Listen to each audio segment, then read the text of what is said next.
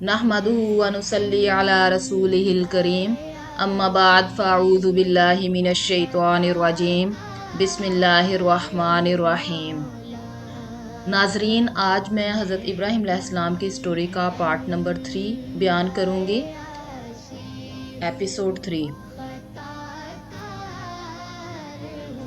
अगर आप हज़रत इब्राहीम अलैहिस्सलाम की स्टोरी का पार्ट 1 और पार्ट 2 देखना चाहते हैं, ऊपर दिए गए बेल आइकन पर क्लिक करें और मज़ीद वीडियोस को देखें।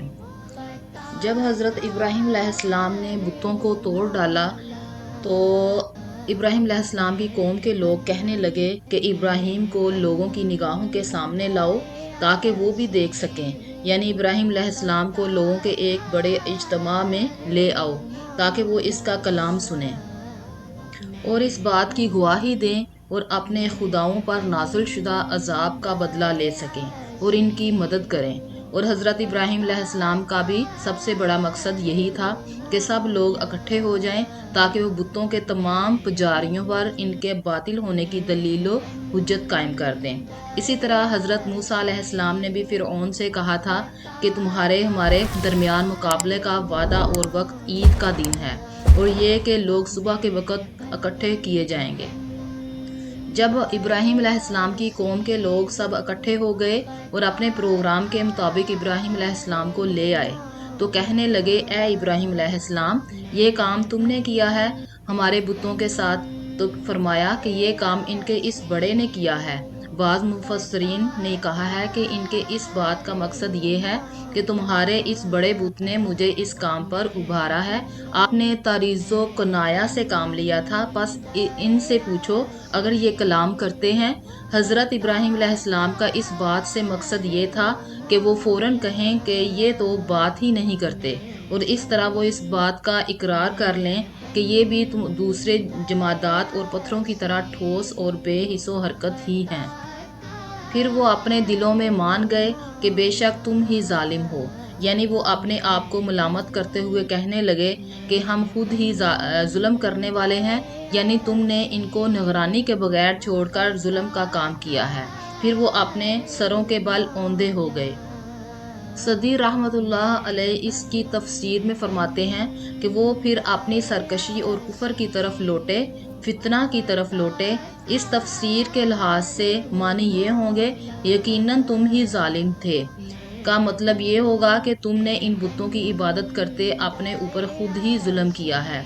और हज़रत कतादा रज़ी अल्लाह ताला अन्हु इसकी तफसीर में फरमाते हैं कि वो हैरान हुए, बुराई की तरफ माइल होने लगे और अपने सर झुका लिए और कहने लगे, तुझे खूब मालूम है कि ये कलाम नहीं करते, यानी ए इब्राहीम, तुझे खुद मालूम है कि ये बात नहीं कर सकते, फिर से सवाल करने का हुक्म क्यों दे रहा है? तो इसी वक्त हज़रत इब्राहीम अलैहिस्सलाम ने अपनी कौम से फरमाया, क्या तुम अल्लाह के सिवा ऐसे माबूदों की इबादत करते हो जो तुम्हारे नफ़ा व नुकसान का इख्तियार नहीं रखते? तुम्हारे लिए तफ है और इन माबूदों के लिए भी जिनकी इबादत करते हो। क्या तुमको अकल नहीं है कि इस बात को समझो? इस बात को अल्लाह ताला ने अपने कलाम पाक सूरतुल अंबिया में अरशाद फरमाया है। वो इनकी तरफ मुतवज्जो हुए और फरमाया कि क्या तुम इनकी इबादत करते हो जिनको तुम खुद अपने हाथों से तराशते हो, यानी बुतों और मूर्तियों की इबादत कैसे करते हो जिनको तुम खुद लकड़ी और पत्थर से तराशा और अपनी पसंद के मुताबिक इनकी शक्ल सूरत बनाई, हालांकि तुमको और जिनको तुम बनाते हो अल्लाह ही ने पैदा किया है। तुम भी और तुम्हारे बुत भी मखलूक हैं, तो अपनी जैसी मखलूक की इबादत कैसे करते हो? तुम इनकी इबादत करो या वो तुम्हारी इबादत करें, सब बराबर हैं और ये बातिल और बेकार है, बल्कि इबादत का मुस्तहिक सिर्फ अकेला अल्लाह ही है। जब बहसो मुनाजरा में लाजवाब हो गए और आजिज आ गए तो मुनाजरे और बहस से किनारा कर लिया और ताकत व कुव्वत के इस्तेमाल करने का तहैया कर लिया, क्योंकि वो अब इसके सिवा और क्या कर सकते थे कि दलील तो इनके पास थी ही नहीं और इनके अकीदा के बातिल और बेबुनियाद होने में कोई शुबा ना रहा। तो अल्लाह ताला ने इनको जलीलो ख्वार कर दिया और अपने कलमा और दीन को बुलंद किया, जैसा कि अल्लाह ताला सूरतुल अंबिया में अरशाद फरमाते हैं, قالوا حرقوه وانصروا آلهتكم إن كنتم فاعلين قلنا يا نار كوني بردا وسلاما على إبراهيم وأرادوا به كيدا فجعلناهم الأخسرين کہ ابراہیم کو آگ میں جلا دو اور اس طرح اپنے بتوں اور معبودوں کی مدد کرو، اگر کچھ کرنا چاہتے ہو تو یہ کرو۔ تو ہم نے اپنے پیغمبر کو بچانے کے لیے آگ کو حکم دے دیا کہ اے آگ ابراہیم پر سلامتی اور ٹھنڈی ہو جا۔ اسی طرح ہم نے ان کو ان کی چال میں ناکام کر دیا۔ اپنے اس پروگرام کے تحت اپنی طاقت کے مطابق ہر ممکن جگہ سے لکڑیاں ایندھن جمع کرنے لگے اور ایک مدت تک اکٹھی کرتے رہے، یہاں تک کہ اگر ان میں سے ان کی کوئی عورت بیمار ہوتی تو وہ اپنی شفا کے لیے یہ نظر مانتی کہ اگر میں تندرست ہو گئی تو ابراہیم کے جلانے کے لیے لکڑیاں جمع کر لاؤں گا۔ پھر انہوں نے ایک بہت بڑا گڑھا تیار کیا اور اس میں وہ جمع شدہ ایندھن ڈال دیا اور آگ لگا دی۔ آگ بھڑک اٹھی اور اس کے شعلے شرارے بلند ہونے لگے، اتنی بڑی آگ کبھی نہیں دیکھی گئی۔ پھر انہوں نے ابراہیم علیہ السلام کو ایک منجنیق میں بٹھا دیا۔ اس کو بنانے والا ہیزن نامی ایک شخص تھا اور یہ پہلا آدمی تھا۔ اس کو اللہ تعالیٰ نے زمین میں دھنسا دیا اور قیامت کے دن تک زمین میں دھنستا چلا جائے گا۔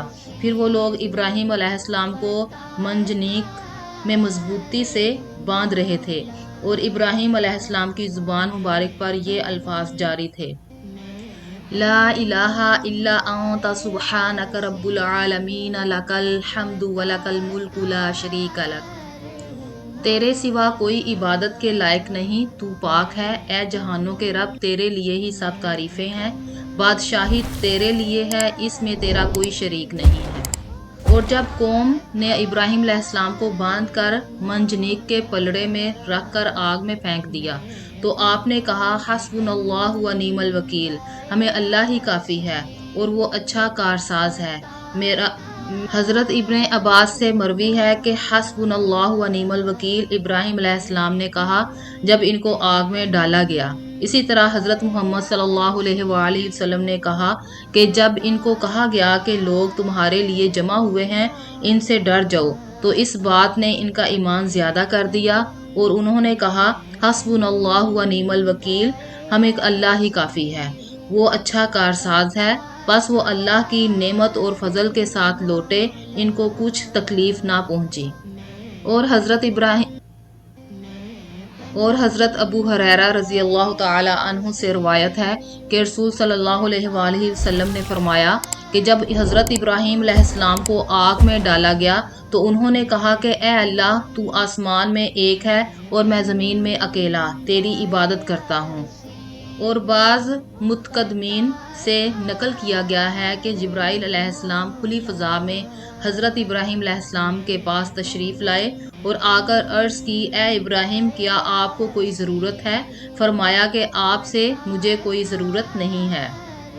حضرت ابن عباس رضی اللہ تعالی عنہ اور سعید بن جبیر رضی اللہ تعالی عنہ سے مروی ہے کہ وہ فرماتے ہیں کہ بارش والا فرشتہ کہنے لگا کہ مجھے کب حکم ہو اور میں بارش برسا دوں، مگر اللہ کا حکم آگ کی طرف جلدی پہنچا۔ ہم نے کہا کہ اے آگ، ابراہیم پر ٹھنڈی اور سلامتی والی بن جا۔ حضرت علی بن ابی طالب رضی اللہ تعالی عنہ فرماتے ہیں کہ مطلب یہ ہے کہ اے آگ، تو نے حضرت ابراہیم علیہ السلام کو کوئی نقصان نہیں پہنچانا۔ حضرت ابن عباس رضی اللہ تعالی عنہ اور ابو العالیہ رحمۃ اللہ علیہ فرماتے ہیں کہ اگر اللہ تعالیٰ سلام علی ابراہیم نہ فرماتے تو آگ کی ٹھنڈک ابراہیم علیہ السلام کو تکلیف پہنچاتی۔ حضرت کعب اخبار فرماتے ہیں کہ اس دن لوگوں نے آگ سے کوئی فائدہ نہیں اٹھایا اور آگ نے ابراہیم علیہ السلام کی صرف رسیاں ہی جلا دیں۔ حضرت ضحاک رحمۃ اللہ علیہ فرماتے ہیں کہ حضرت جبرائیل علیہ السلام حضرت ابراہیم علیہ السلام کے ساتھ تھے اور وہ آپ کا پسینہ صاف کرتے رہے، اس کے علاوہ ابراہیم علیہ السلام کو کوئی تکلیف دہ چیز لاحق نہیں ہوئی۔ صدی رحمۃ اللہ علیہ نے فرمایا کہ آپ کے ساتھ سائے کا نگران فرشتہ بھی تھا۔ آپ ایک سرسبز و شاداب باغ میں تھے اور آپ کے ارد گرد لوگ ان کو دیکھ رہے تھے اور ان تک پہنچ نہیں سکتے تھے، اور نہ ہی ابراہیم علیہ السلام وہاں سے نکل کر لوگوں کے پاس آ سکتے تھے۔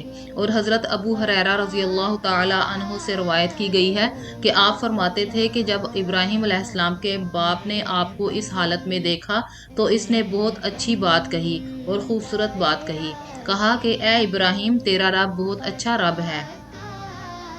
علامہ ابن اساکر نے حضرت اکرمہ رحمۃ اللہ علیہ سے بیان کیا کہ جب حضرت ابراہیم علیہ السلام کی والدہ نے اپنے بیٹے کو دیکھا تو آپ کو آواز دے کر کہنے لگی، اے بیٹے، میں تیرے پاس آنا چاہتی ہوں، اللہ سے دعا کر کہ میں جب تیرے پاس آؤں تو آگ کی تپش مجھے تکلیف نہ دے۔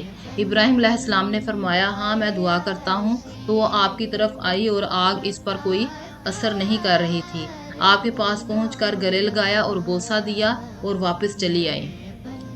خلاصہ یہ کہ انہوں نے حضرت ابراہیم علیہ السلام سے انتقام لینا چاہا مگر ذلیل و رسوا ہوئے، اور انہوں نے اپنے آپ کو بلند کرنا چاہا لیکن رسوا اور پست ہوئے، غالب آنا چاہا مگر مغلوب ہوئے۔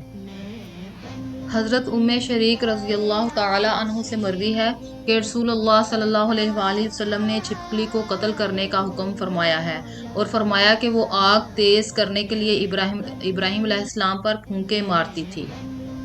اسی طرح حضرت عائشہ ام المومنین رضی اللہ تعالی عنہ سے مروی ہے کہ رسول اللہ صلی اللہ علیہ وآلہ وسلم نے فرمایا کہ چھپکلی کو قتل کر دے کیونکہ وہ ابراہیم علیہ السلام پر جلائی ہوئی آگ میں پھونکے مارتی تھی، اور حضرت عائشہ رضی اللہ تعالی عنہ جب اسے دیکھتی تھی تو اسے مار دیتی تھی۔ اسی طرح ایک روایت میں آیا ہے کہ حضرت ام المومنین عائشہ صدیقہ رضی اللہ تعالی عنہ کے پاس ایک عورت آئی تو اس نے ایک نیزہ کھڑا کیا ہوا دیکھا، تو اس نے پوچھا کہ یہ اس طرح کیوں ہے، اس کے ساتھ آپ کیا کرتی ہیں؟ تو آپ نے جواب میں فرمایا کہ اس سے چھپکلیاں مارتے ہیں، کیونکہ جب ابراہیم علیہ السلام کو آگ میں ڈالا گیا تو زمین کے تمام جانور اس آگ کو اپنی حسب کوشش بجھاتے تھے، لیکن چھپکلی اس آگ کو تیز کرنے کے لیے اس میں پھونک مارتی تھی۔ بے شک ہم سے رسول اللہ صلی اللہ علیہ وآلہ وسلم نے بیان فرمایا کہ جب ابراہیم علیہ السلام کو آگ میں ڈالا گیا تو تمام جانور اور حشرات الارض آگ کو بجھاتے رہے مگر چھپکلی اس میں پھونک مارتی تھی، تو اللہ کے رسول نے ہمیں ان کو قتل کرنے کا حکم دیا ہے۔ صلو علی الحبیب صلی اللہ تعالی علی محمد۔ تو ناظرین، میں اسی طرح آپ کے لیے اسلامک ویڈیوز بناتی رہتی ہوں، اس لیے چینل کو سبسکرائب کریں، لائک کریں، بیل آئیکن کو ضرور کلک کریں۔ فی امان اللہ۔